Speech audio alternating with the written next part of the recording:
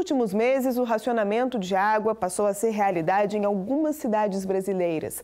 Em São Paulo, por exemplo, a escassez do produto tem sido um transtorno diário para milhares de moradores. Já no Rio de Janeiro, a preocupação envolve o funcionamento de um sistema de captação montado em uma reserva protegida por lei. Trata-se de uma irregularidade que até começou com uma boa ideia, mas que hoje é uma ameaça aos recursos naturais.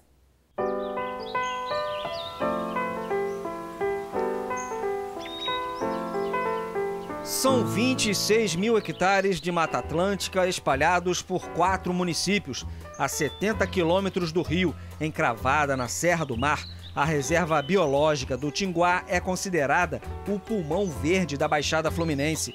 Na década de 1990, a unidade foi reconhecida pela Unesco como Patrimônio Natural da Humanidade. Tudo que tinha do lado de fora já foi destruído, descaracterizado. Então, o que tem ainda de animal silvestre, de beleza cênica, de uma flora exuberante, estão dentro das unidades de conservação. No entorno da reserva, é possível ver as consequências de anos de agressão, uma cobiça por recursos naturais que chegou a provocar morte. Em fevereiro de 2005, o ambientalista Dionísio Júlio Ribeiro foi assassinado perto de um dos portões de acesso à unidade.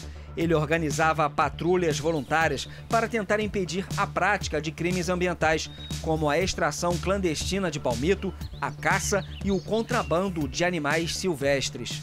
Toda unidade de conservação sofre com essa busca do proibido, essa busca de um animal silvestre, que é um grande mercado, é um contrabando, é uma ilegalidade, e tem um grupo grande por trás disso, né? Acho que movimenta fortunas aí no Brasil e internacionalmente falando. É realmente uma preocupação da unidade conter e coibir a caça e a extração ilegal da flora dessa unidade. Mas para o Ministério Público Federal, um outro fato bem mais antigo também tem sido uma grave ameaça à reserva. Entre 1877 e 1912, o poder público construiu várias represas na área das nascentes e implantou um sistema de captação que garantia o abastecimento de água a moradores da região. O tempo passou e a Companhia Estadual de Águas e Esgotos do Rio de Janeiro, a SEDAI, que hoje opera o empreendimento, não se adequou à legislação.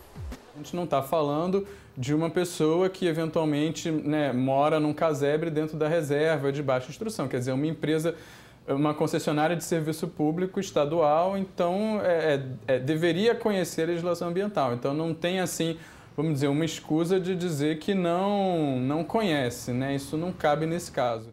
Pouca gente sabe, mas até 1940 era daqui, do Tinguá, que saía a água que abastecia até 80% de toda a cidade do Rio de Janeiro. O sistema foi construído quando o Brasil ainda vivia o tempo do Império, governado por Pedro II. Na época, houve uma longa estiagem.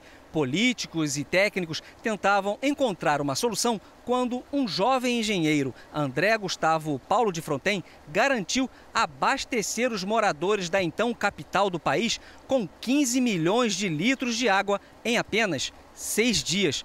A história conta que ele conseguiu. O episódio ficou conhecido como Milagre das Águas. Fronten foi carregado pelas ruas da cidade como herói. As tubulações construídas naquela época estão aqui até hoje e ainda funcionam.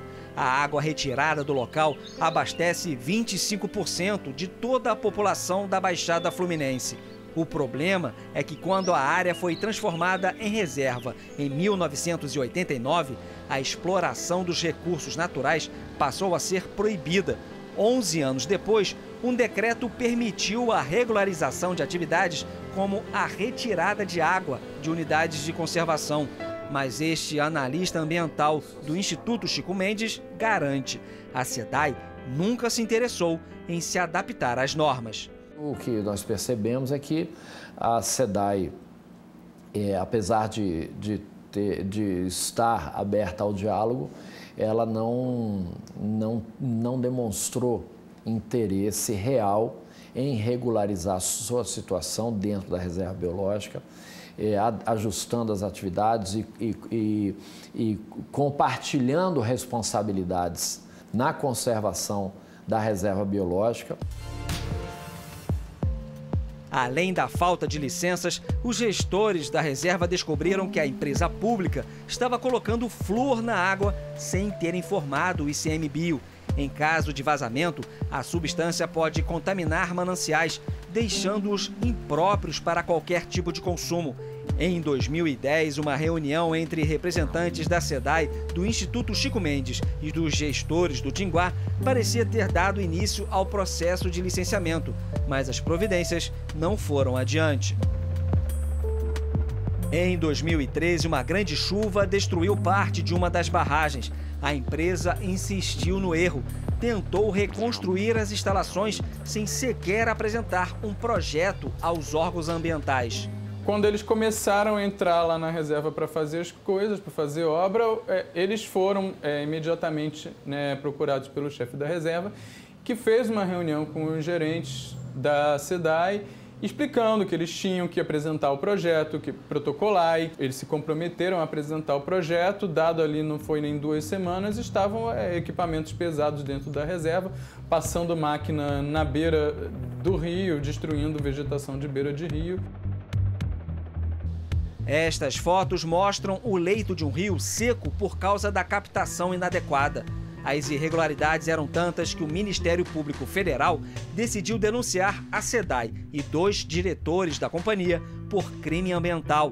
A decisão dá um prazo de 90 dias para iniciar o processo de licenciamento. Se isso for feito, a ação penal é suspensa por 2 anos.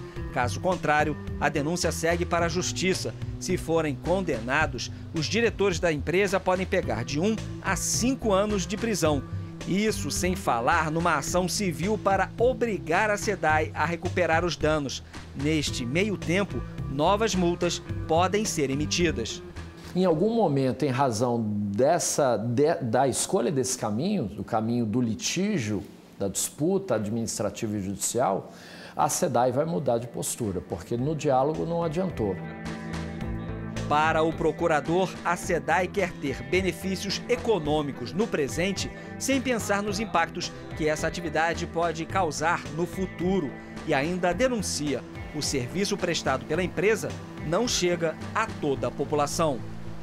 Essa água que é captada de graça dentro da reserva do Tinguá e que ela não paga compensação financeira nenhuma por isso, ela abastece todo mundo que precisa? Quer dizer, na Baixada Fluminense você vê todo mundo com água dentro de casa? Não é isso que se vê nas ruas, né? Ou a SEDAI entende a importância dessa floresta e da proteção dessa floresta para garantir os seus mananciais, ou ela, de alguma forma, ela vai estar justamente trabalhando para que isso acabe.